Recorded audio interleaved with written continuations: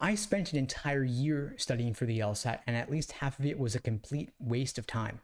I started off in the low 150s and stayed there for far too long, doing old LSAT prep textbooks. These were hand-me-downs containing fake LSAT questions, books like Kaplan and LSAT for Dummies. They were, of course, a complete waste of time and actually counterproductive because they only served to confuse me further when I couldn't figure out the answers, because the problem was with how the questions themselves were designed. There were tons of typos and mistakes. I found it far more valuable to do real, actual, official LSAT practice tests, but what those were lacking were explanations. The explanations I found from prep companies were not helpful to me at all, and taking test after test wasn't helping me either, because I wasn't getting feedback on why I was making mistakes. I did get the immediate dopamine hit of seeing what my results were, and this was obsessive for me to the point that I did every single practice test ever released.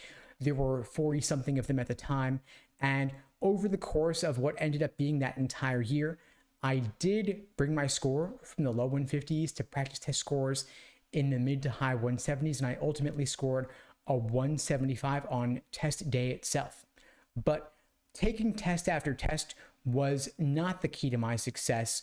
I actually ended up adopting a far more structured study plan for myself that I now call the laser approach to LSAT prep. And I'll share this program with you in just a moment, but first I wanted to let you know that if you don't have a study plan for yourself, this is one of the most valuable things you can do to help you make the most of your limited study time.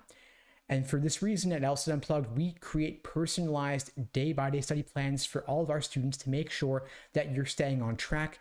And we also provide you with regular accountability calls to make sure that you're moving forward with your plan of attack. Now, if you're not in the program, that's okay too, of course. I'll share with you now how you can create a plan like this for yourself. So what is the LASER approach? LASER is an acronym standing for Learning, Accuracy, Sections, Exams, and Review. And again, it is that foundation underlying all of my LSAT study plans. Now, you don't want to cram this entire program into just 1 month. So if you're taking the LSAT in 1 month and you feel like you need a plan that you don't really know what you're doing, I recommend slowing it down, considering maybe postponing your LSAT test date to allow you much more time to achieve your fullest potential. Now, the learning phase is where you focus on building that foundation first from the beginning, starting off with the most common LSAT question types. So in logical reasoning, for example, you have necessary assumption, inference, and flaw.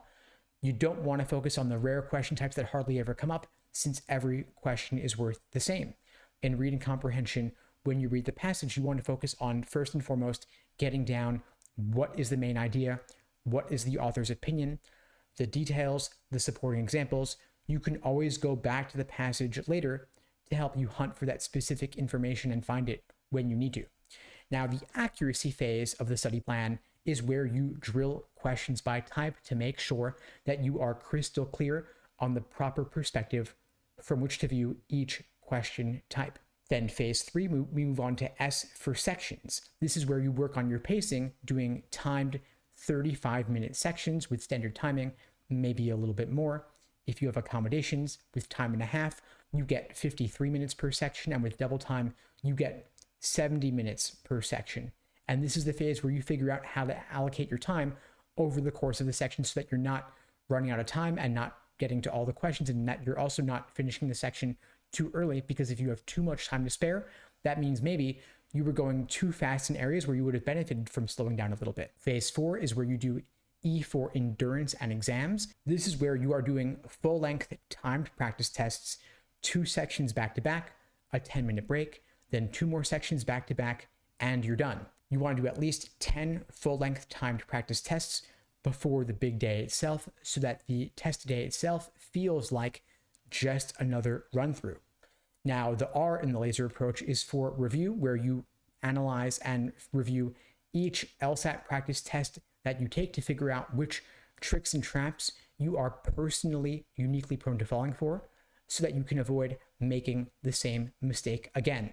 At LSAT Unplugged, we teach the Socratic review method framework. I cover this plenty in my other videos, But the bottom line is that you want to make sure that you are extracting the key valuable insights from the questions that you're getting wrong and having difficulty with, because every single question that you get wrong is an opportunity to learn something new. So you definitely don't want to neglect this final phase of the LASER approach. So again, to recap, LASER stands for learning, accuracy, sections, exams, and review. Make sure that you craft that personalized study plan for yourself. And if you want my help, feel free to reach out. In the meantime, I wish you all the best and take care.